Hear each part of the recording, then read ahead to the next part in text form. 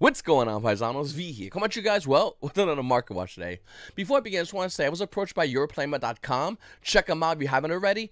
And what they wanted to know is if someone wants to win a free pack of sleeves. So, does anyone want to win a free pack of sleeves from YGOPaisano.com?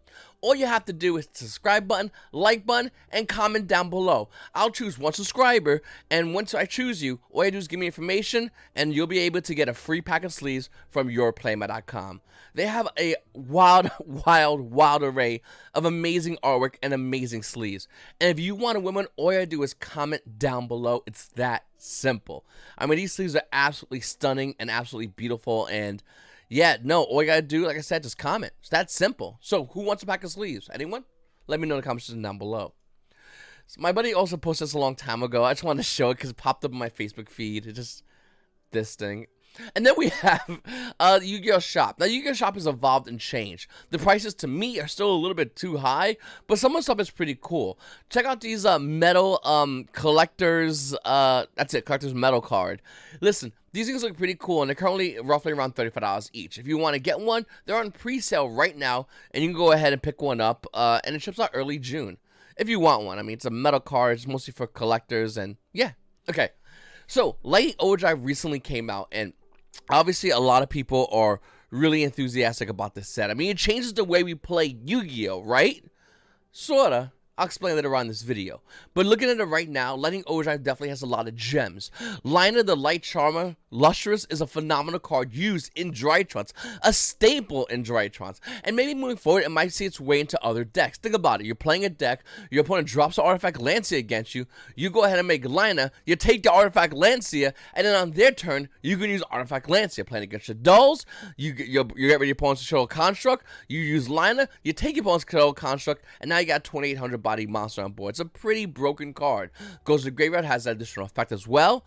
It's overall pretty good, and as time goes on, we have to see what happens in this card in the meta. It definitely looks like a card that has a definitely good chance of possibly seeing play. Looking at the rest of the cards, though, out of Lightning Overdrive, Black Rose Dragon, the other day I talked about it, was roughly around $400. It's then went back, I think, roughly around $400. Maybe I was wrong. Maybe it's a different card, but I thought it was $400. Nevertheless, Black Rose Dragon now is roughly around $620 for the Starlight Rare. The crazy part is, it's still going down. The market price shows the card being roughly around $685, but it's going down. It's roughly around $620. Now, that might not be like a lot of money, but it's for Black Rose Dragon. The card is going to be going up, and I do see this card easily being over $1,000 one day. But that day is not today, tomorrow, or next month. The value of this card will constantly go down, and then we'll talk about when to go and pick one up. Because I'm getting one. I'm not sure if you are, but I'm definitely going to pick one of these cards up. Divine and Herald on pre-sale price is roughly around $90. The card right now is hovering roughly around $77. Will it remain around $77? No. No, I'm just going to stop right. No, it's not going to. It's just not going to happen. Listen. Divine Herald is a phenomenal card. Really good and definitely changes the way we see Drytrons as a deck right now in the meta. With that said, I think even though this card is phenomenal and really good, not everybody's going to buy the Drytron coin and turn around and buy a Divine Herald. You have to spend another $300 with it in Lightning Overdrive in order to play Drytrons with the new support. With Divine Herald and Mu Beta Fafnir, which is roughly around $24. Not every player will do that, rightfully so. And even more so later on in this video when I mention why I don't think everyone should be doing that right now. Looking at the rest of Lightning Overdrive, though, I think Dark Honest is definitely a big sleeper in this set, as well as Book of Lunar Eclipse. Both these cards are around $10 to $11, and these cards have huge potential in the metagame. Right now they don't, but in the future they do. I'm letting you know right now, I'm getting a playset of each of these, and I don't care what anyone says about anything. These cards will be money, down my mind. Of course, we have Amazements, which is also a pretty cool deck core. Now, I really haven't played them, but I love the idea of Amazements. And I'm eventually going to be picking this up. I actually have some of the cards. I think the only one I'm missing is Arikino. I got to get a playset of him. But, yeah, really cool. Looking at Drytrons, everyone is talking about them. What's how to beat them, how to combat them. And it's actually not that hard. Looking at Drytron Mediana Draconids, this card currently got spiked back up, and now it's calmed down. It's roughly around $50, which is a lot lower than it was over the weekend. Looking at other cards like Mediana Drytron, which was $100, it's lowered to roughly around $97. It went down $3. Looking at the rest of the Drytron cards, I do see these cards cooling off and going down in value. Once again, not everybody's going to buy this core and then turn around and go, oh, let me spend another $300 to buy that piece of cards that's needed to finish the last of my deck.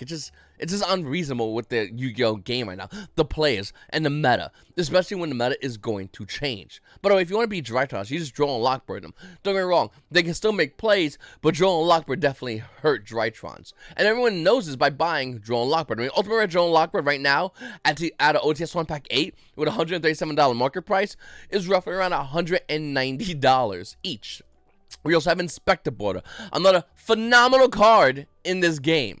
You just summons against Drytrons. You just go, you're playing Drytrons, right? And the guy goes, yeah. And you just go, oh. And he goes, why would you do such a thing?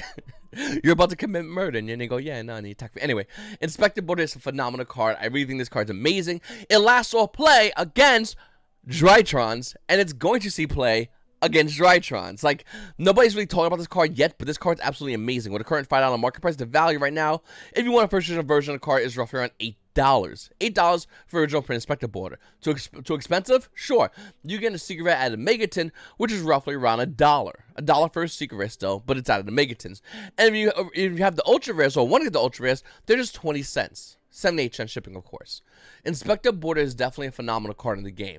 And against Drytron, slapping it on board, they only have one answer. And only one answer. That answer specifically is Drytron Nova. They'll activate Drytron Nova, they'll smack into your monster, and hopefully that gets rid of Inspector Border unless you have any back row. Inspector Border is a card, if they don't have Drytron Nova, pretty much makes the Drytron player pass turn. And if they pass turn, in this meta, they're probably not going to see the next turn. Definitely a phenomenal card. We also have, Genesis Impact. Now, as I'm looking at collector's rares, what I'm noticing is a majorities have front and low value, only to later have high value. When Genesis Impact came out, Nightmare Unicorn and Phoenix were roughly around $60. Meanwhile, Drytron Collector's Rare was roughly around $40. Artemis, the Moon Magic's card, whatever that card's name is, I always forget, was roughly also around $40. I mean, everything was relatively dirt cheap. I think the live tunes were pretty expensive, but nowhere near where they are now. Looking at a lot of these cards, they kind of spiked them in value.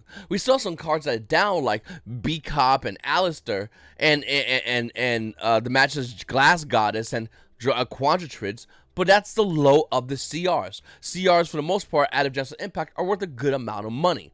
Looking at Ancient Guardians, we might see the same thing. I mean, Dynamax and Prankitos is going down in value right now because it was too high to begin with. It was too damn high. Look at the rest of the cards in Justice Impact. I'm sorry, Ancient Guardians. A lot of these cards, like all the Pendulums, the Ogatic, all these cards, the Serratic, all these cards are down in value. But they are only going down because nobody cares about them anymore. And as time goes on, the value will continue to go down on collector's rares out of Ancient Guardians.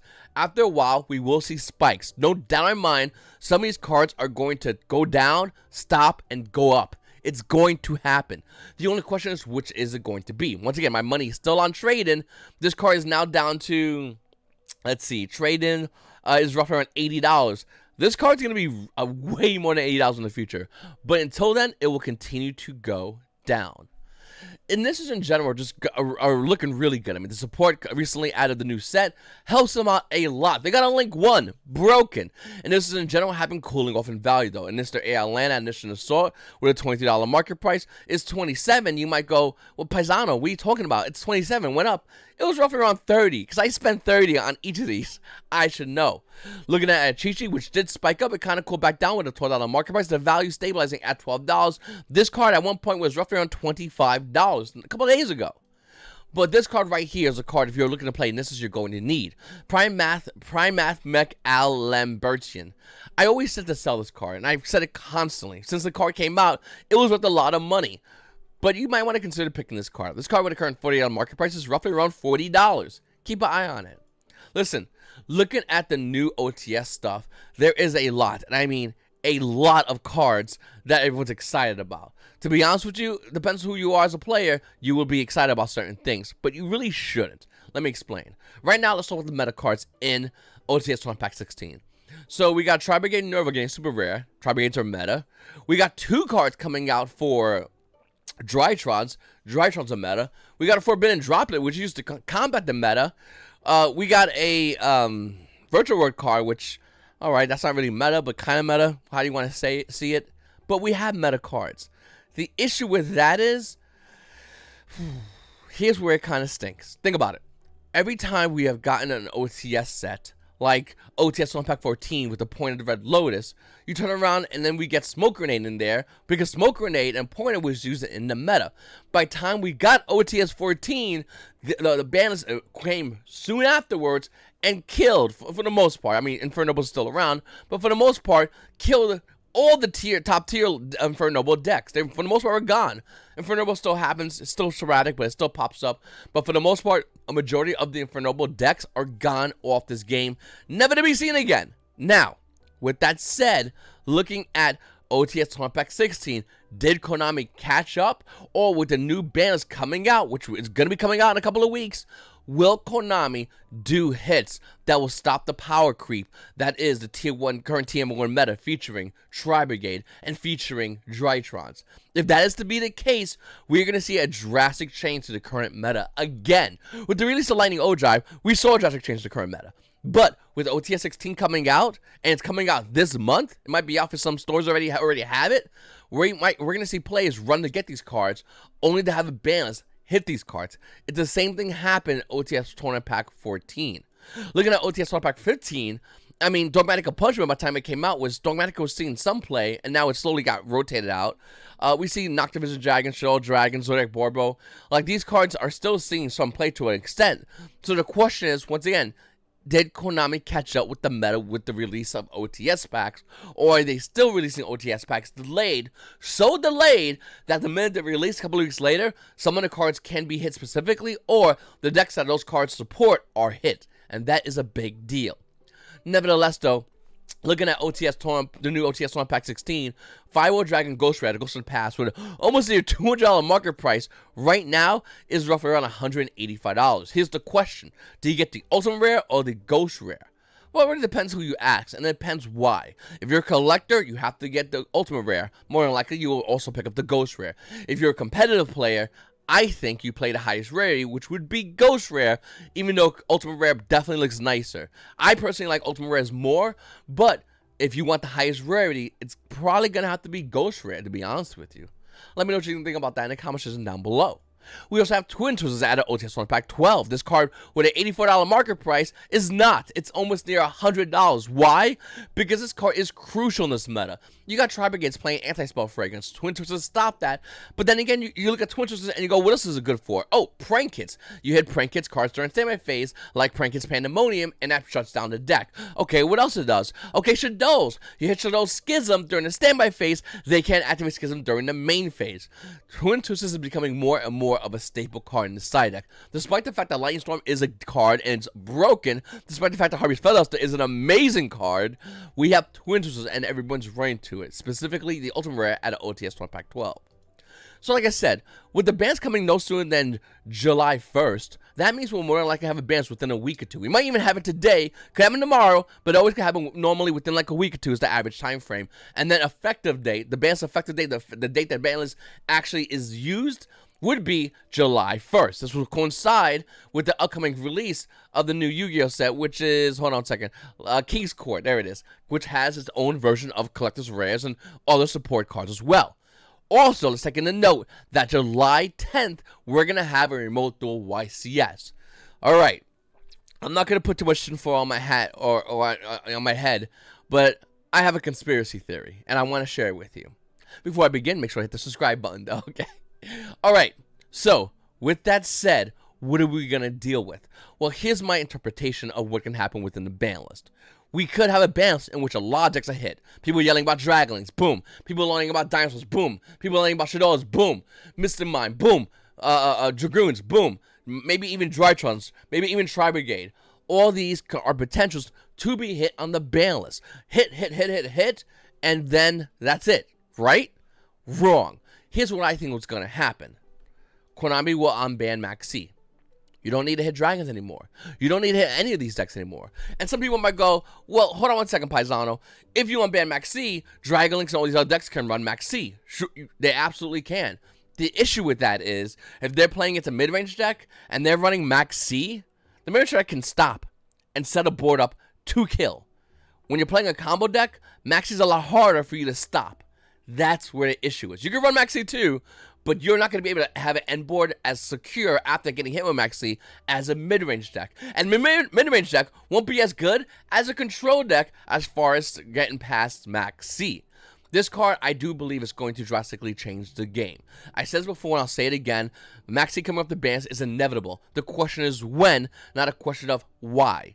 Listen, looking at Maxi, they can also do a Maxi reprint in King's Court. This would then allow players who don't have Maxi to get Maxi. King's Court can have Maxi come out as a rare, as a collector's rare, and that would kill the value of majority of Maxis, for the most part. I do think Secret Rare and Ultimate Rare will still maintain a good price point. Ultimate Rare obviously maintaining infinitely higher price point than the collector's rare, but still, looking at Secret Rare Maxi, we can see the first edition versions roughly around $85 to start. After that one's gone, it goes to roughly around $100 a copy. It's insanely expensive. But just because I'm saying that I think Maxis are coming off the ban list doesn't necessarily mean you have to buy Maxi. You can wait until King's Court comes out and have the opportunity to get Maxi as a rare / ultra rare, depending on the printing, as well as collector's rares, which Konami has done. Konami has reprinted old cards as collector's rares, and it'd be foolish to say that they won't do it again, especially in a set like King's Court, which so happens to come around the ban list, which so happens to be a ban in which everyone agrees Konami needs to have a huge ban where everything gets hit, or a not as big ban list in which you see certain hits, but specifically an unlock to Maxi, which will then change the way the game is played. Now, I know everyone's gonna yell and scream in the comments down below. I listen, this is my theory. That's all it is. Take it for what you will. All these cards, all my Mark Watch picks, are just theories. I mean, you don't have to use Inspector Board against Drytrons. You can figure it out in a different way. That's totally fine. But what I see, from what I always have seen, is the fact that not only will Maxi come off the ban list, the fact that Maxi will come off the ban list would obviously change the price radically. With the release of King's Court, it would definitely allow printing, so everyone that doesn't have Maxi doesn't have to pay the insanely high price points, and that's always what I look for. I always look for a set release around the same time of ban list. And so it also happens that when you go to King's Court and you look at it, by the way, it did get delayed, but I think the first delay of King's Court is on the 2nd, one day after the ban list. This is done by design. Now, King's Court, I believe, got delayed into the 7th. I could be wrong. It's like the 6th or 7th, but I could be wrong. But nevertheless, that is still before the YCS. Now, if you're Konami and you want to sell product to your players, you can obviously sell cards at King's Court. And if you want to sell cards at King's Court and you want King's Court to fall off the shelves, what better way to do it than take a card like Maxi, which hasn't had a printing in forever, and throwing it in here, and having another way of throwing it in here by putting it in as a collector's rare, therefore adding to the player base that does want it expensive. But when you look at Ultimate Rare Maxi, seeing it for like 600, 700, 800, and by the time it comes off the ban list, easily over 1,000, instead of those players wanting to do that, those players can turn around and buy Maxi as a CR and still have that privilege of feeling like you have a high rarity Maxi, because you do. And for those that just want to have Maxi but don't want to get invested at all, you can go ahead and grab it when it comes out as a rare / common. That's it. Very simply solved. Now, once again, I could always be wrong. I'm not saying I'm always right, but I'm right a good amount of times. And I do feel like when Maxi came off the bans would only lead to players speculating as far as what they could have done, knowing that Maxi could have came off the ban list. And that's why I'm saying this. For anybody out there watching this video, there is a chance, and if there's a chance and you don't act on it, that's on you more than it is on anybody else. And if you want to grab rare Maxis, all power to you. I never say nobody out there should always have a max rarity deck. I personally like having it, but I understand people that either A, financially can't afford it, or B, just don't care about it as much. And there's nothing wrong with either situation. And one time in this game, I didn't care about it, and another time in this game, majority of the time in this game, I didn't have enough money to even participate in locals at times. So I get what you're trying to say, but I'm throwing it out there. There's definitely a possibility of Maxi coming off the ban list. It's always been a possibility, but this one is even more aggravated by the fact that the meta is so degenerate right now, in which you have so many tiered decks that Konami would specifically individually have to grab and smack every tiered deck individually in order to cool the meta down, to sell its new product, to speed the meta back up again. Or they could have Maxi. Realize the fact that looking at a deck like Ignisters, all Ignister's needs for the meta to slow down for them to be the fastest deck in the meta. It can easily happen, and a lot of decks are right behind Ignisters. Think about when VFD came off the ban list.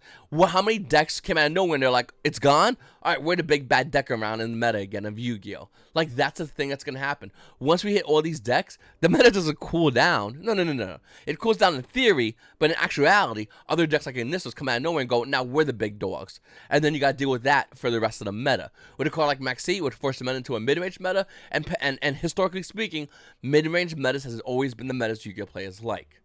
Anyway, guys, that's my whole spiel on my Maxi. I know I always talk about it because I'm really enthusiastic about it because I do think that this is going to happen. And if it does happen, let me know. Hey, listen, I'll tell you what, don't subscribe until that does happen. And then make sure to hit the subscribe button. I'll make that deal with anybody. Also, go ahead and make sure to check me out on Twitch, Twitch TV, YGOPaisano. When the bans does come, I'm going to be talking about it on my Twitch channel. And I would greatly appreciate if you guys go check me out over there. And it's your boy V. It's YGOPaisanos. You guys have a great day. Oh, real quickly, hold on. Just one more reminder. Subscribe, like, tell me the sleeps you like down below, and we'll make it happen. It's your boy V. You guys all have a great day.